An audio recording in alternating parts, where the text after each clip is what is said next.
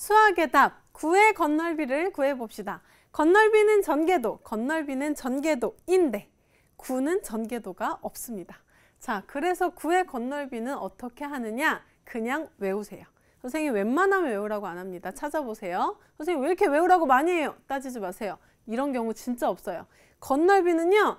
전개도를 펼칠 수 있으면 열심히 생각할 수 있는데 얘는 전개도가 없기 때문에 그냥 외워야 돼요. 4파이 r의 제곱. 선생님도 딱 외우고 있습니다.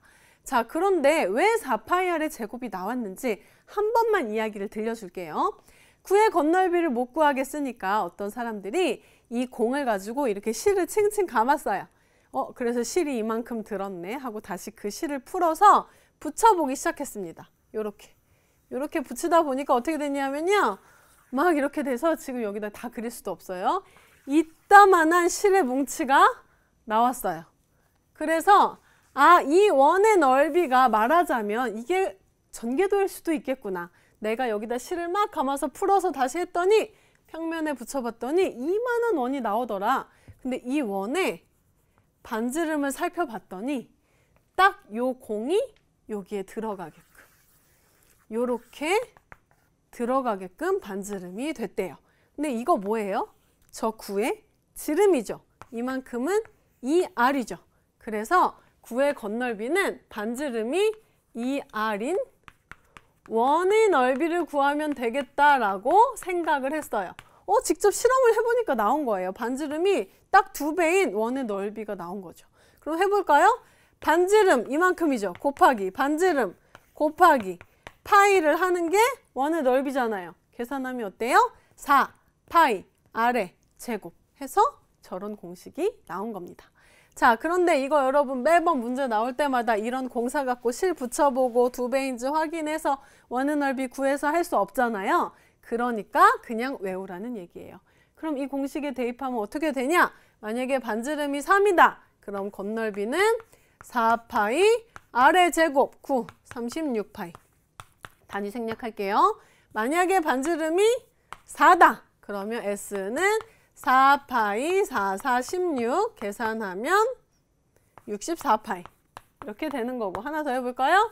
반지름이 5다. 그러면 건널비는 4파이 5, 25 그래서 100파이 이렇게 반지름 바뀔 때마다 술술술술 답이 나와야 합니다. 어떻게요? 외워서요. 자, 그러면 너무너무 외우기만 했기 때문에 또 9의 건널비 구하는 게 쉬워졌어요. 그래서 이렇게 조금은 변형된 문제가 나옵니다. 간단해요. 이렇게 생긴 야구공이 있는데요. 지름의 길이가 7이래요. 그랬을 때 겉면이 오른쪽 그림과 같이 똑같이 생긴 2개의 조각으로 이렇게 나뉜다고 합니다. 자, 그러면 이 한 조각의 넓이는 어떻게 될까요? 9 전체의 건널비의 뭘까요? 한 조각, 2조각이었는데 한 조각만이니까 절반만 구하면 되겠죠. 그래서 결국에 건널비 하나 구하고 절반을 구하라는 얘기가 됩니다. 그런데 이 문제가 조금 까다로운 점은요. 반지름이 아니라 지름이 7이라는 거예요. 그럼 요거 반지름은 뭘까요? 2분의 7cm겠죠. 얘를 가지고 시작해야 돼요. 자, 9의 건널비 공식 그 순간 외웠어요? 4파이 r 제곱. 자, 건널비 4파이 r 제곱. 그런데 r이 2분의 7이에요. 그럼 곱하기 4분의 49로 들어가야겠죠. 약분이 돼요. 그래서 49파이가 이 9의 건널비입니다. 그런데 그 중에 한 조각만 가져왔죠. 그러니까 2분의 1을 해줘야 되겠죠. 계산하면 약분 안 되니까 2분의 49파이 제곱센티미터다. 이렇게 답을 적어주면 돼요. 자, 이런 야구공 문제도 있다는 걸 보여주고 싶어서 선생님이 가져온 것 뿐이에요. 중요한 거는 이거 9의 건널비를 구할 줄 아느냐. 핵심은 어디 있어요? 4파이 r 제곱이요. 요것만 외우세요. 나머지 나중에 계산해도 돼요. 요것만 딱 외워두면 어떤 문제든 건널비에 대한 수학의 답을 해결할 수 있습니다.